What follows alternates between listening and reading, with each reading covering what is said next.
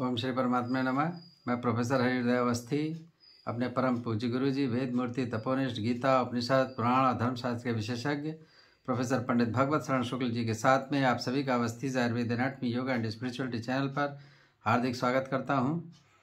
हम लोग गीता के 18वें अध्याय में हैं और आत्मा को कर्ता मानने के लिए भगवान कृष्ण मना कर रहे हैं।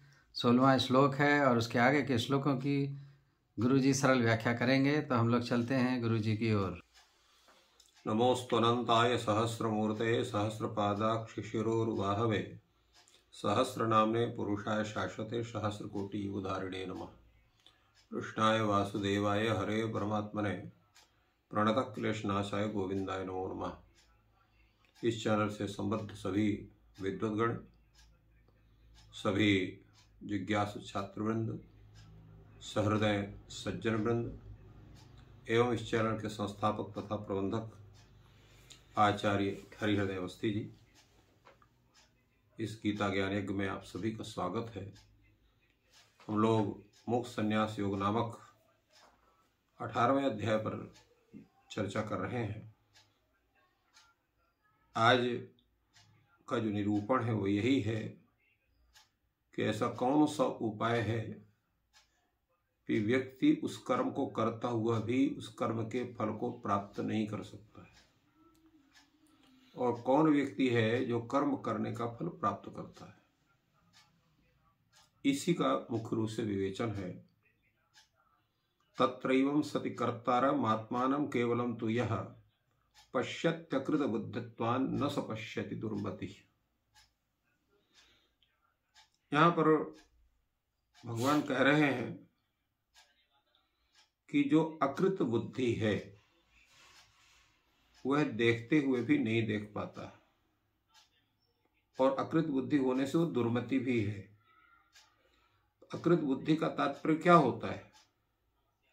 अकृत बुद्धि का तात्पर्य है जिसने सत्संग नहीं किया, सत शास्त्रों का अभ्यास नहीं किया, और अध्ययन से उसने जिसके अंदर विवेक उत्पन्न नहीं हुआ, वैचारिक स्वरूप नहीं बना, शम दमादि जो आध्यात्मिक साधन उनको भी उसने अपनाया नहीं, तो ऐसा व्यक्ति वो अकृत बुद्धि होता है।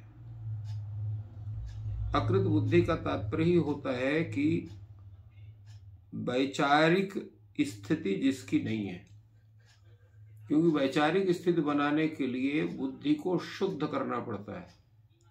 और बुद्धि शुद्ध कैसे होगी? सत्संग के द्वारा, सतशास्त्रों के अध्ययन के द्वारा, और उनसे संप्राप्त विवेक के द्वारा, उच्च विचार के द्वारा, शम दमादि जो आध्यात्मिक साधन हैं उनका अनुष्ठान के द्वारा बुद्धि शुद्ध होती है। तो जिसने यह सब किया ही नहीं है तो उसकी बुद्धि क्या है? वो वैचारिक स्वरूप उसका उत्तम नहीं बनता है, इसलिए वो सब जगह अपने को ही कर्ता समझता है। इसलिए भगवान ने कहा केवलम तू आत्मानं कर्तारम मन्यते।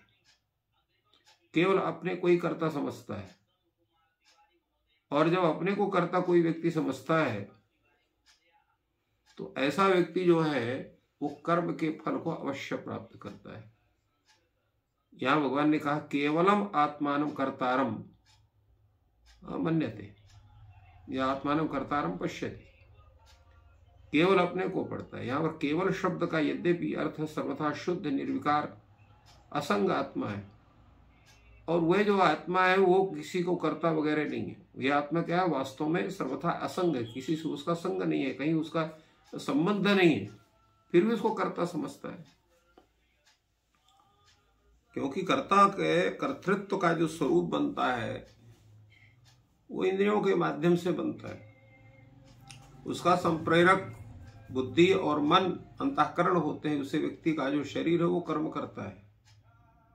आत्मा केवल साक्षी के रूप में रहता है, तो इसलिए वो कर्ता के रूप में नहीं है, फिर भी उसको कर्ता समझता है। इसलिए उसको दुर्मति शब्द से भगवान ने कहा कि दुर्मति है। दुर्मति वही है जिसने जो है उचित रूप से अपने उस कर्म विशेष को समझा नहीं है या गलत ढंग से समझा है। दुष्टामति ही दुर्मति, वही दुर्मति है। तो इस कारण से उस परमात्मा को समझने के लिए आपको कृत बुद्धि होना पड़ेगा। अकृत बुद्धि होगे तो आप उस परमात्मा को नहीं समझेंगे। तो इसलिए वह व्यक्ति जो अकृत बुद्धि है, केवल आत्मा को ही कर्ता के रूप से में समझता है, वह सब कुछ देखता हुआ भी नहीं देख पाता है, क्योंकि उसके पास वह जो है चक्षु नहीं है, वो नेत्र नहीं है, जिन शास्त्र रूपी नेत्र नहीं है कि जिनके माध्यम से उस आत्म तत्व के विषय में पूर्ण साक्षात्कार कर सके। इसलिए उसको दुर्मति कहा गया। सुमति कौन है? जिस परमात्मा तत्व को, आत्म तत्व को सही ढंग से उसको जान सकता है, वो सुमति हुआ, वो कृत बुद्धि हुआ। और उससे भिन्न जो है वो अबुद्धि है। तो करना क्या चाहिए? करना ये चाहिए, यस्य नाहंकृतो भाव बुद्धि यस्य न लिप्यते हत्वापि स ईमान लोकान न हन्ति न निवर्त्यते। तात्पर्य है कि जिसको ये भाव नहीं है कि मैं ही करता हूं, मैं इस काम को कर रहा हूं, तो यस्य अहंकृतः भावः नास्ति, नहीं है। यस्य बुद्धिर्न लिप्यते, और सांसारिक जितने कार्य हैं उसमें उसकी बुद्धि जो है वो उसमें लिप्त नहीं होती है। अर्थात बुद्धि का जो है उसमें कहीं उसका राग द्वेष नहीं होता है। केवल उसका क्या है कि शास्त्राज्ञा निर्धारित कर्म, संप्राप्त कर्म, परंपरा संप्राप्त कर्म में उनको उसको शास्त्र की आज्ञा मान करके, गुरु की आज्ञा मान करके, अपने कर्म कर्तव्य समझ करके उस कार्य को करना। उसमें किसी प्रकार की निर्लिप्तता नहीं होना, लिप्तता नहीं होना, निर्लिप्तता होना, लिप्तता नहीं होनी चाहिए। तो वह अगर संपूर्ण लोक की भी हत्या कर देता है तो उसको उसका पाप नहीं लगता है। यद्यपि ये बड़ा टेढ़ा विचार है कि उसने सबकी अगर हत्या करेगा तो उसको पाप क्यों नहीं लगेगा। तो पाप लगने का मुख्य कारण यह होता है कि जब आप स्वयं को कर्ता मान करके उससे अपने स्वार्थ सिद्ध के लिए और जब वह कार्य विशेष का विधान करते हैं तो उसका फल आपको प्राप्त होता है। वो पुण्य रूपी फल होता है, पाप रूपी फल होता है। तो आप ये मान कर चलते हैं कि शत्रुओं को मैं मार सकता हूं, मैं मार डालूंगा, और आप मार डालते हैं तो आपको पाप लगता है।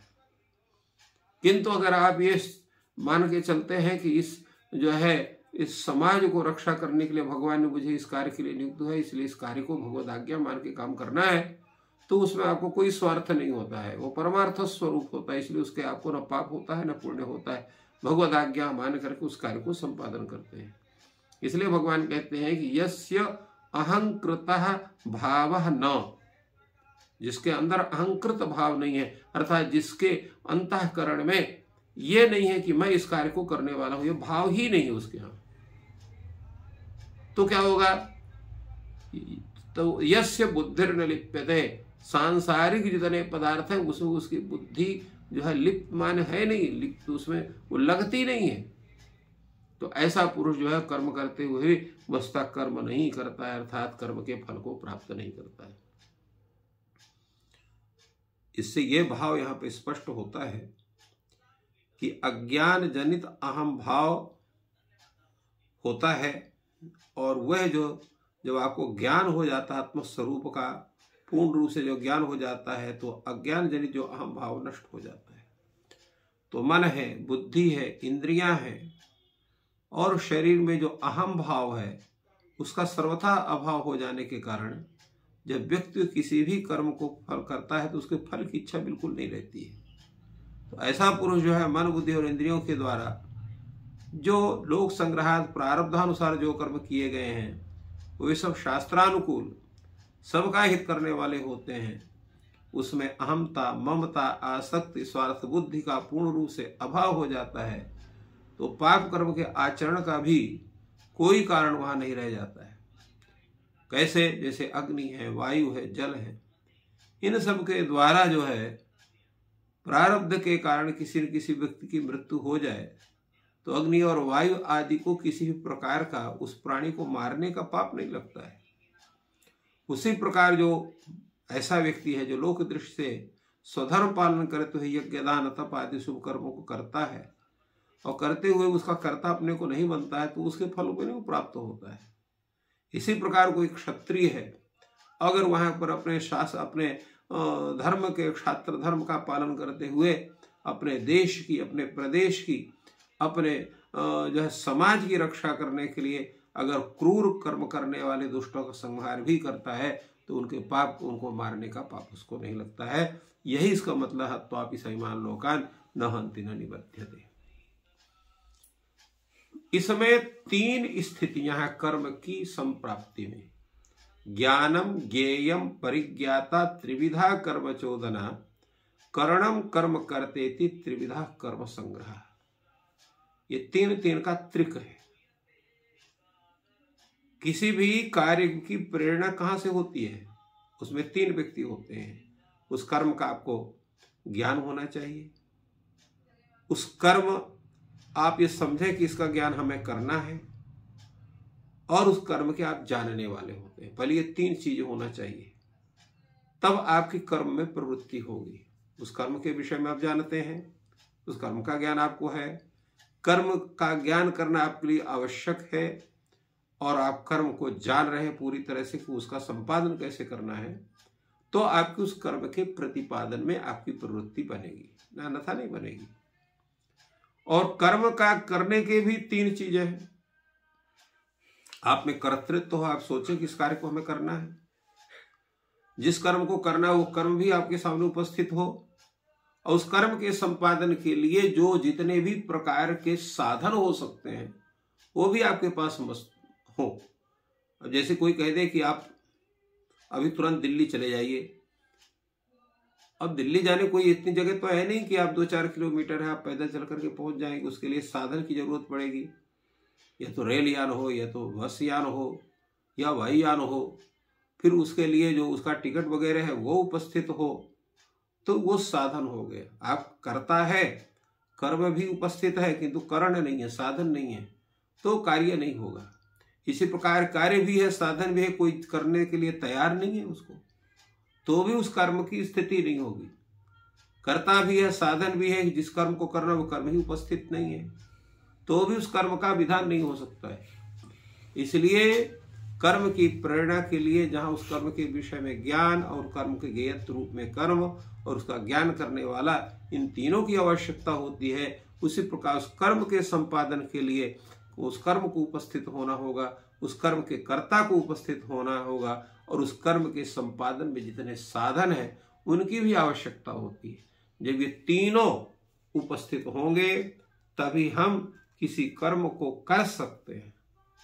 अब इन तीनों का, कर्ता और कर्म और करण का, ये अलग अलग ढंग से इनका स्वरूप कैसे होता है इसका भी प्रतिपादन आवश्यक है। जैसे हम देखते हैं, सुनते हैं, समझते हैं, स्मरण करते हैं, भोजन करते हैं, जल आदि पीते हैं, समस्त क्रियाओं को करते हैं, तो जो प्रकृतिस्थ पुरुष है वो अपने को कर्ता समझता है।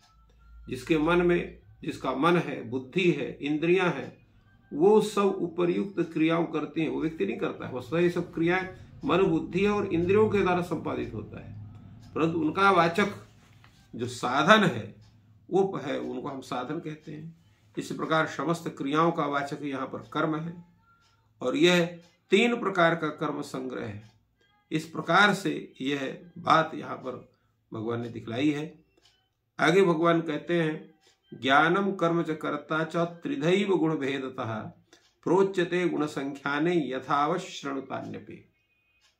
भगवान कहते हैं कि गुणों की संख्या करने वाले जो शास्त्र हैं, गुण भेद, वो कहते हैं कि ज्ञान, कर्म तथा कर्ता, ये गुणों के भेद से 3 प्रकार के कहे गए हैं। जैसे गुण हो गए सत्वगुण, रजोगुण, तमोगुण, तो इन गुणों के भेद से ज्ञान भी 3 प्रकार का होता है, कर्म भी 3 प्रकार का होता है, और कर्ता भी 3 प्रकार का होता है।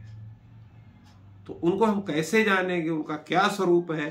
भगवान कहते हैं उन सभी का विवेचन हम करेंगे कि ज्ञान में सात्विक ज्ञान कैसे है, राजस ज्ञान कैसे है, इसी प्रकार जो है वो तामस ज्ञान कैसे है।